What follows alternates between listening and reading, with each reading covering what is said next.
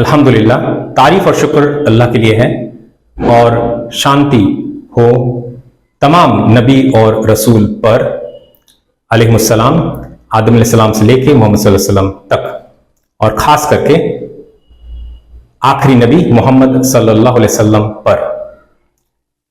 प्रिय भाइयों और बहनों, अस्सलामु अलैकुम वरहमतुल्लाहि वबरकातुहू। नमाज फर्ज नहीं, ये कैसा टॉपिक हुआ? यही टॉपिक है। आप सोच रहे होंगे ये तो एक शब्द में, एक लफ्ज में इसका जवाब दिया जा सकता है। देखते हैं, इसका बहुत सारे पहलू है, एंगल है, जिससे हम लोग मुकम्मल तौर पर पूरी तरीके से इसको हम लोग आज डिस्कस करेंगे, आलोचना करेंगे। पहला बात तो ये आप समझ लें, जो आप हिंदी में उर्दू में नमाज जो बोलते हैं, नमाज हिंदी में हो गया या नमाज उर्दू में हो गया, ये लफ्जी गलत है।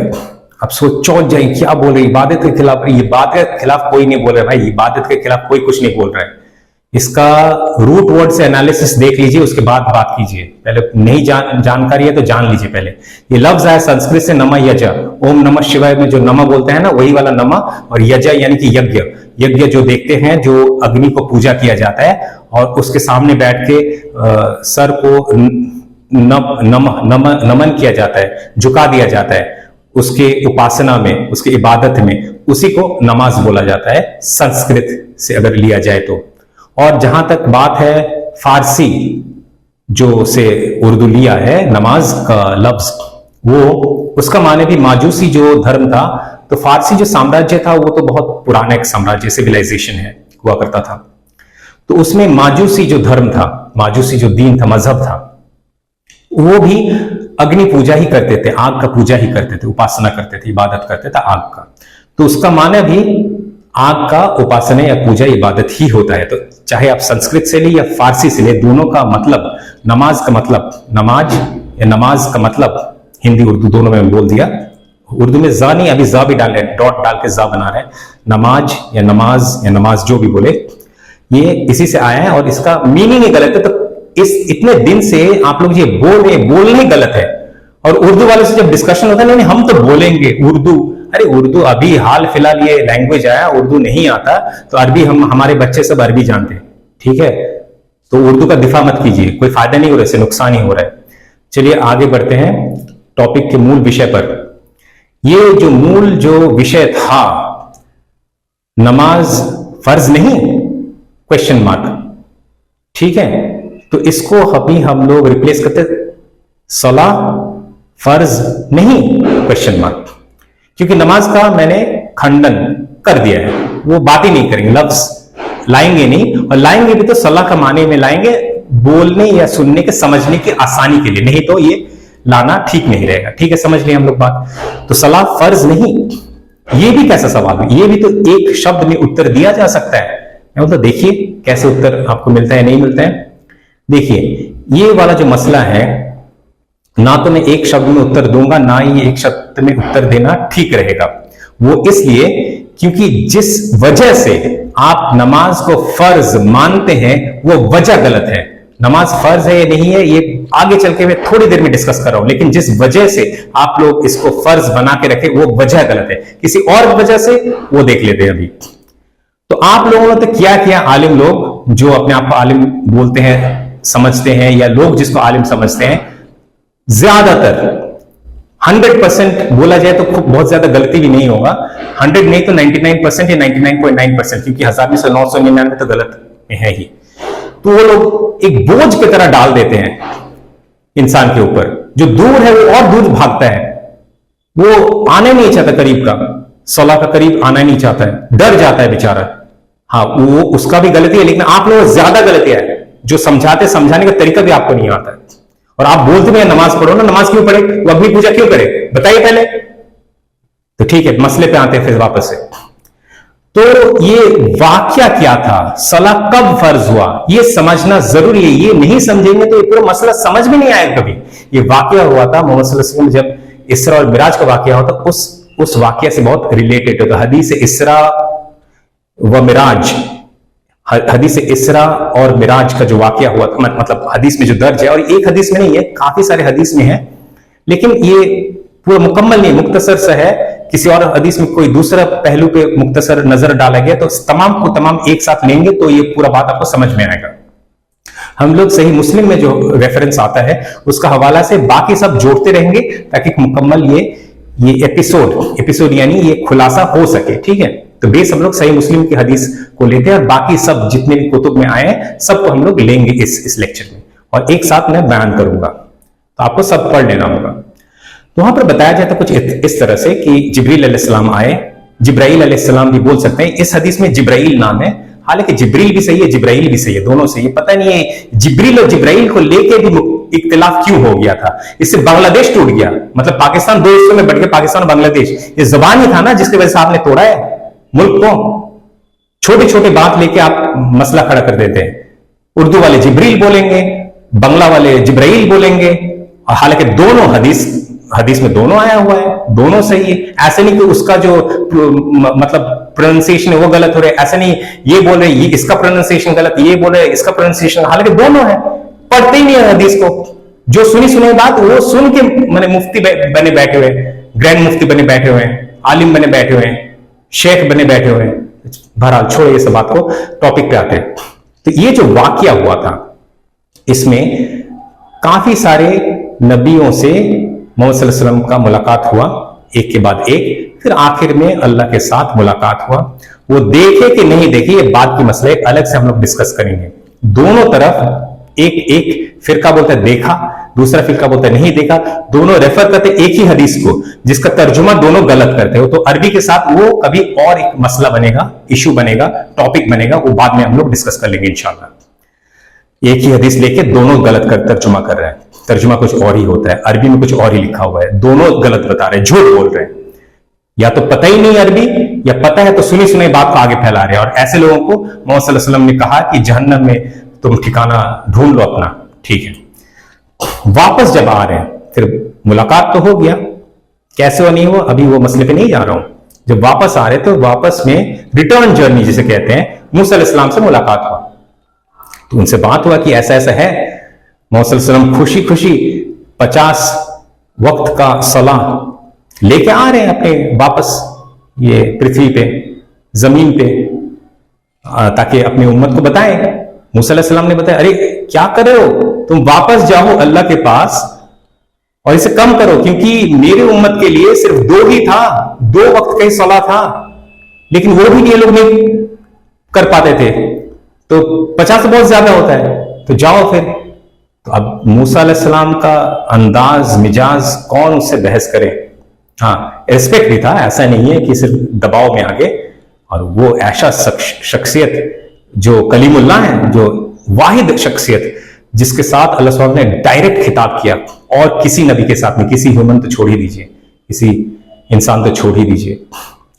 तो फिर मोहम्मद सल्लल्लाहु अलैहि वसल्लम गए, फिर कम होके 45 हुआ, फिर 40 हुआ, कम होते होते 10, फिर 5, फिर मूसा अलैहिस्सलाम से मुलाकात हुआ वापस की जर्नी में। आपको लग रहा है कि कैसा एक वाकया हो रहा है, मजाक हो रहा है क्या? नहीं, मजाक नहीं हो रही, ऐसा हुआ था। और हम हदीस को ऐसे ही फेंक नहीं देते, कुछ लोग हैं वो भी करते हैं, कुछ फिरका है वो भी करते हैं, सिर्फ कुरान मानेंगे, हदीस नहीं मानते।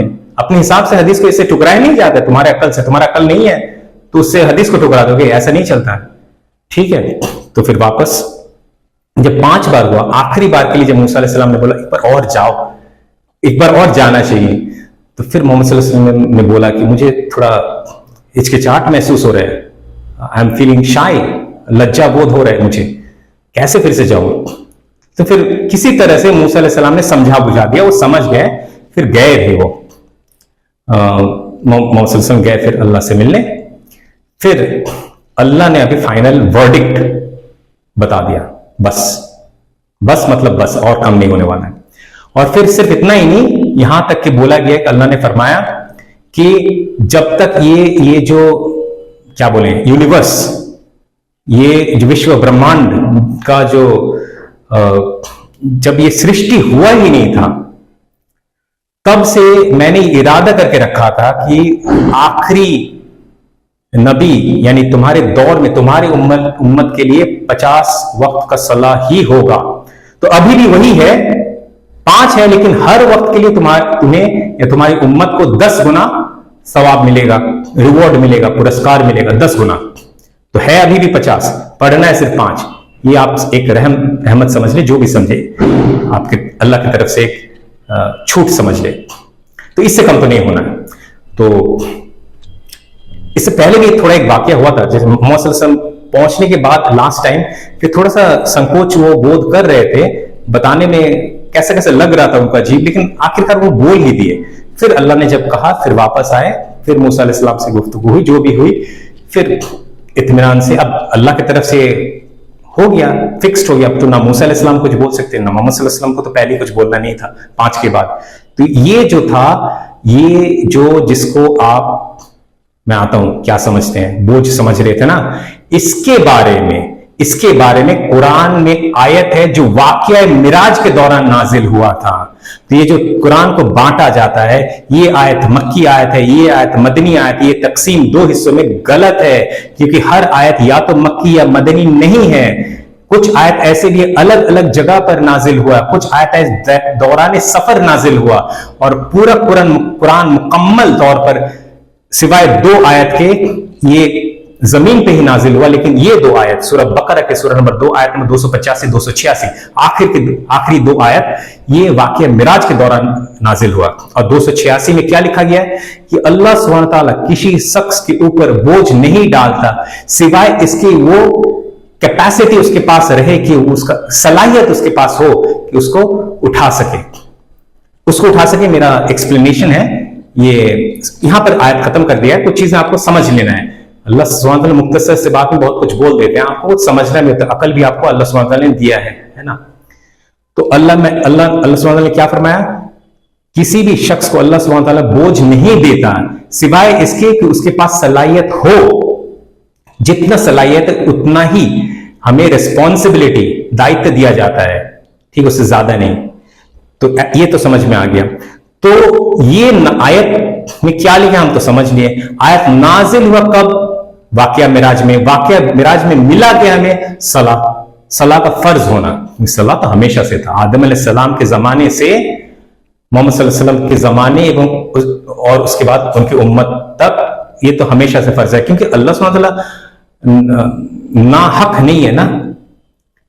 कोई चीज अगर किसी को बेनिफिट पहुंचाता है, फायदा पहुंचाए, तो सबके लिए फायदा होगा, ना कि सिर्फ मोहम्मद सल्लल्लाहु अलैहि वसल्लम उनकी उम्मत के लिए। ऐसा तो नहीं है ना। तो आदम अलैहिस्सलाम के जमाने से है। हाँ, ये और बात है कि आदम अलैहिस्सलाम ने जब सलात पढ़ा, इसी तरह पढ़ा। हमने कोई नया मुस्लिम, कोई नया मतलब तरीका नहीं इजाद कर लिया, इसी तरह पढ़ा, लेकिन पढ़ा उस वक्त में जिस वक्त को आज हम फजर के वक्त बोलते हैं। ठीक है, तो मजाक में हम वो बोल सकते हैं, अगर शायद वो थोड़ा लेट करके पढ़ते तो हमें भी वो मिल जाता, लेकिन इसमें भी हिकमत है, ये होना था, ये भी कदर का हिस्सा है। आप कदर बोलते हो ना, सही मुस्लिम का वो वाला हदीस जिब्रील कभी आप देख चुके होंगे, रिकॉर्डिंग लेक्चर सेशन, उसमें मैंने डिटेल्स में बयान किया कदर के बारे में। डिटेल्स में तो नहीं, मतलब मुख्तसर से बयान किया कदर के बारे में। तो ये जो वाकया होना था मूसा अलैहिस्सलाम के साथ बार बार, ये भी कदर में ही था, और आदम अलैहिस्सलाम का भी वो भी कदर में ही था, और इससे फायदा हमें ही है। तो आप जब फजर से लेकर जोहर जो 8 घंटा निकलते कम ज्यादा, आज वही माना जाता है 8 घंटा काम करना होता है। और ये लोग स्टार्ट करते हैं 10 बजे 11 बजे, चलता है रात तक, पूरा टाइम को बर्बाद करके रख दिया है। तो ठीक है, आगे बढ़ते हैं। तो ये तो हो गया पूरा मुकम्मल। इसके अलावा सलाह के बारे में मैंने बताया, नमाज का लफ्ज की गलती के बारे में बताया, अलग अलग सोर्स से बताया। अभी एक और चीज रह जाती है। तो ये अगर बोझ नहीं था तो था क्या? अगर किसी के घर में आप जाते हो, किसी के पास आप जाते हो, तो वो आपको खुशी खुशी कुछ देता है, तो उसे गिफ्ट कहता है, उपहार कहता है, तोहफा कहता है, बोझ नहीं कहता है। कोई बेवकूफी हो सकता है जो उस चीज को बोझ समझे। और तब तो साइंस भी उतना प्रोग्रेसिव नहीं था आज जितना है। आज तो फायदा भी हमें समझ में आ रहा है, लेकिन तब बताया गया, हम मान रहे हैं। आज बताया गया तो समझाओ बुझाओ भी, और समझाने का तरीका आपको आता नहीं। आलिम लोगों जो है कुछ पता नहीं, अता पता है नहीं, बोझ बोल के समझाया जा रहा है। नहीं भी बोला जाए तो लोग जो सुन रहे, जिसको बताया जाए उसको तो बोझ ही लग रहा है ना। तो आपका अंदाज भी गलत, तरीका भी गलत। ये था तो गिफ्ट, और फायदा भी हो रहा है आपको, आपका बॉडी को, आपका माइंड को, आपका सोल को, आपका स्पिरिट को, आपका हर कुछ का फायदा हो रहा है। तब बिना जाने ये अमल किया जाता था। अभी समझाओ भी तो फिर भी गलत, फिर भी नहीं समझाओ भी और गलत तरीके से समझाओ तो और दूर भागते हैं। इसमें दोष उसका भी है, लेकिन आपका दोष ज्यादा है, आपका समझाने का तरीका ही गलत हो रहा है, पूरा, थोड़ा नहीं पूरा। अच्छा, तो ये हो गया इस बारे में थोड़ा सा डिस्कशन, आलोचना। एक और बात है, कुछ लोग कहते हैं, कुछ फिरका ही है जो कहते हैं कि देखो ऐसा है कि ये जो है ये एक जर्नी था, ये जर्नी था, ये मुकम्मल डेस्टिनेशन नहीं था, ये एक रास्ता था, पहुंचने का अंत नहीं था। लेकिन मैं बोलता हूं अच्छा ठीक है, देखते पकड़ते तुमको भी। सबसे बेहतर जो हमें पहुंचना है स्पिरिचुअल एक्सेलेंस के लेवल पर, सबसे उच्च स्तर पर पहुंचना है, तो उस उच्च स्तर पर सबसे बेस्ट कौन पहुंच पाया? मोहम्मद सल्लल्लाहु अलैहि वसल्लम। तो वो आखिरी वक्त तक सलाह पढ़े या नहीं पढ़े ये बताओ। तो वो अगर पढ़े, तुम्हारे पास क्या वजह है कि तुम छोड़ दो और तुम सोचो कि मैं बहुत आला दर्जे पे पहुंच गया हूं। और एक वाकया रिलेटेड नहीं है, मैं बताते चलूं। आखिरी वक्त में जब वो थोड़ा सा कमजोर हो गए थे, फिर अबू बकर सिद्दीक रज़ियल्लाहु अन्हु की इमामती पर उन्होंने मुक्तदी बन के सलाह पढ़ा। इससे क्या साबित होता है? कुछ लोग जो कहते हैं खलीफा कौन, खलीफा का हकदार कौन, अबू बकर सिद्दीक रज़ियल्लाहु अन्हु या अली अलैहिस्सलाम? अली अलैहिस्सलाम पे अलग से वीडियो बनाएंगे, तुम्हारा पर्दाफाश करेंगे। आलिमों और जालिमों जो झूठ बोलते आ रहे हो, छुपाते आ रहे हो ना, अरबी का जो मतन है वो फांस करेंगे, पर्दाफाश करें तुम्हारा। तो छोड़े अभी बात, वो सब अलग अलग वीडियो का मसला है। तो इससे भी साफ जाहिर होता है कि एक हिंट तो यहां से मिल जाता है कि अबू बकर सिद्दीक रज़ियल्लाहु अन्हु को खलीफा, एक तरह से डायरेक्टली तो नहीं, एक तरह से हिंट मिल गया था कि वो केपेबल है कि खलीफा बने। तो ये सब हो गया। तो ये सब जो फालतू की बात है, कुछ फिरका के आलिम लोग बोलते हैं, वो इस तरह से है कि इसका कोई मतलब वैल्यू नहीं है इस बात का, क्योंकि आप तो उस लेवल तक पहुंच ही नहीं पाओगे जहां पर मोहम्मद सल्लल्लाहु अलैहि वसल्लम पहुंच चुके हैं। तो यहां पर क्या हुआ, बात यही हुआ कि आपका बात का कोई वैल्यू बाकी नहीं रहा। आपको पढ़ना था, नहीं पढ़ना है, फर्ज नहीं है, हो ही नहीं सकता। और बाकी जो डिस्कशन था मैं पहले आलोचना कर चुका हूं, हर चीज तफसील के साथ मैं बता चुका हूं। सिर्फ अभी जैसे नमाज, वो सब सारे मसला, तो एंड में आपको रिजल्ट मिल गया। पहले अगर पहला वाक्य देखकर कोई बोलता, पहला जुमला देखकर कोई बंद कर देता मेरे वीडियो, बोलता ये तो काफिर वाला बात बोल रहे कि सला नमाज फर्ज नहीं, क्वेश्चन मार्क, मतलब बोलना चाहिए नमाज फर्ज नहीं, ऐसा मैंने बोला भी नहीं, क्वेश्चन मार्क डाला। तब देखो तो सही, उसके बाद कमेंट करो, नहीं तो कमेंट ही नहीं करो ना। ठीक है, तो ये अभी हम लोग इस डिस्कशन को क्लोज करते हैं। तो इसके लिए इतना ही, हम आगे भी इंपॉर्टेंट टॉपिक्स पर बात करते रहेंगे, आपके साथ मुलाकात होगा नहीं, होते रहेगा। इससे आज इस लेक्चर को एंड करते हैं।